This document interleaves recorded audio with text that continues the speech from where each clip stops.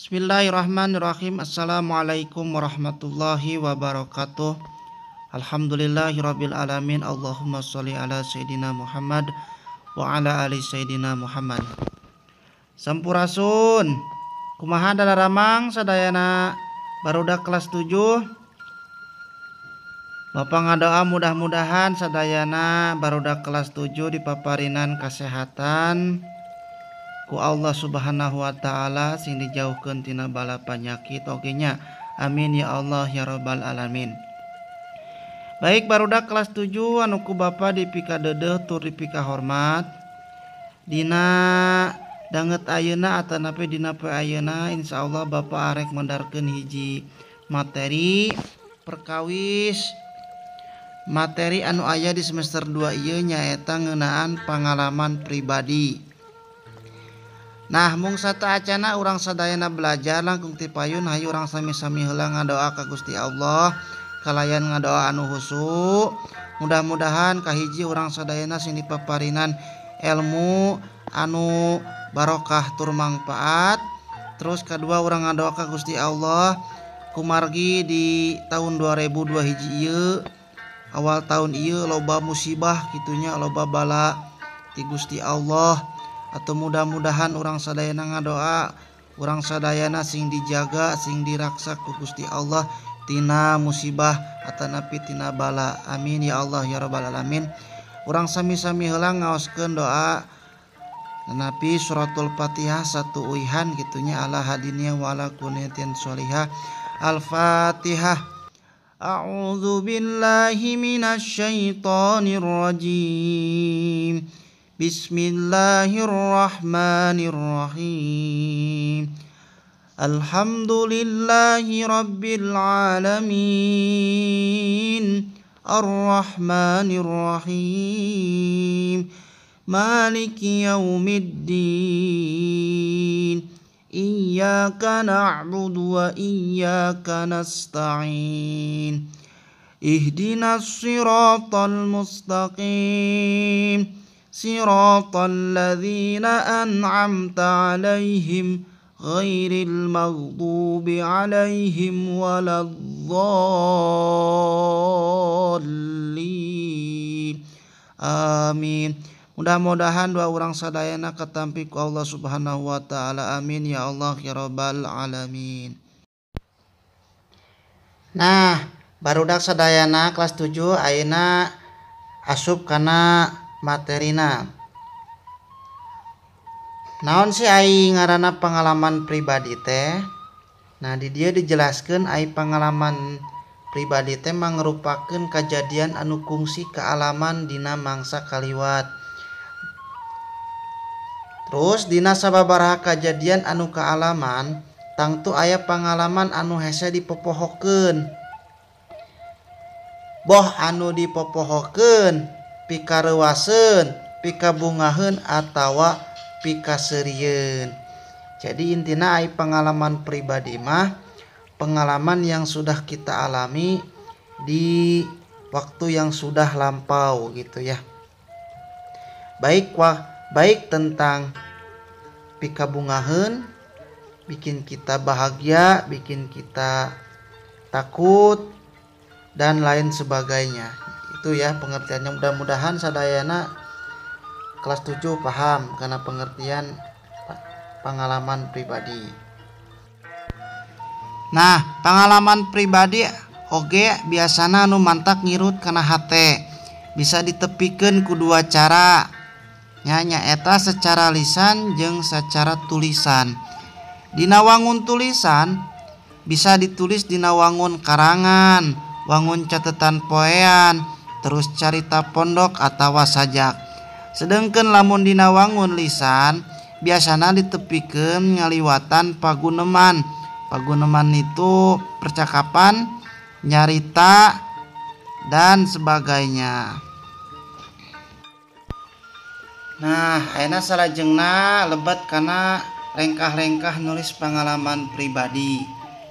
Nah, dina lengkah-lengkah ieu kudu diperhatikan 4 perkara dina nalika urang nulis pengalaman pribadi. Kahiji nyaeta ngadata jeung nyatet sakumna kajadian secara ngaruntuy. Anu kadua ngadata sareng nyatet sakumna palaku anu kalibat. Sahawai anu kalibat teh kurang dicatet. Terus nu katilu ngajentrekeun suasana tempat kejadian, menjelaskan suasana tempat kejadian. Kemudian anu kaopat nyaeta nangtukeun gurat badag carita anu geus ditulis atanapi rangkai karita. Ai gurat badag teh isi caritana, nuliskeun isi caritana gitunya. Paham? Salajengna urang lebat kana padika dina nyusun pengalaman pribadi atanapi katangtuannya padika teh. Nu kahiji nyaeta tangtukeun heula tema jeung rangkai karanganana. Teras anu kadua nyaeta panjang karangan paling saeutik teh 3 paragraf tah. Teras anu katilu karangan anu ditulis bisa mangrupa pengalaman pikasedieun, terus pikaresepeun atawa pikareuwaseun gitu ya. Teras anu kaopat nyaeta gunakeun ejahan jeung tanda baca dumasar kana aturan bahasa Sunda anu bener tur merenah. Jadi menggunakan bahasa Sunda yang memang sesuai aturan gitu ya, yang benar bahasa Sundanya, jangan yang asal-asalan. Kemudian yang kelima nyaeta gunakeun bahasa Sunda lemes anu bener tur merenah. Jadi yang kelima itu menggunakan bahasa Sunda yang bagus, yang lemes, jangan yang kasar ya. Anu kagenep nyaeta tulisanna kudu jentre tur rapi, harus bagus tulisannya dan rapi. Anu katujuh nyaeta tuliskeun judul pengalamanna dumasar kana ejahan anu bener tur merenah. Nah eta 7 rupa padika dina nyusun pengalaman pribadi atanapi 7 katangtuan dina nuliskeun pengalaman pribadi. Nah barudak kelas 7 anu ku Bapa dipikadeudeung satos urang nulis karangan pribadi atanapi karangan pengalaman pribadi tangtosna urang pasti maca pengalaman pribadi. Nah nalika maca aya hal-hal anu kedah diperhatikan dina maca teks pengalaman pribadi. Di dieu aya genep rupi pangintennya. Anu kahiji nyaeta sorana kudu bedas tur tembres. Terus anu kadua lentongna kudu bedas tur merenah. Terus anu katilu ucapanna kudu merenah. Terus nu kaopat nyaeta sikep jeung pasemon kudu alus. Terus anu kalima nyaeta manggihan tema pengalaman pribadi anu dibaca. Terus anu kagenep nyaeta maham eusi wacana pengalaman pribadi kalayan bener gitunya. Eta hal-hal anu kedah diperhatikeun dina urang maca teks pengalaman pribadi. Nah barudak kelas 7 anu ku Bapa dipikadeudeung saatos urang belajar naon harti tina pengalaman pribadi, terus kumaha lengkah nulis karangan pengalaman pribadi, terus hal-hal anu kedah diperhatikan dina maca teks pengalaman pribadi teh naon bae. Ayeuna asup kana pancen mandiri. Nah Bapa arek masihan tugas kangge murangkali sadayana nyaeta tugasna aya hiji. Naon tugasna? Nyaeta hidup damelkeun teks pengalaman pribadi tentang memasak ataupun cooking class yang memang kalian sudah ditugaskan oleh leader kelas 7.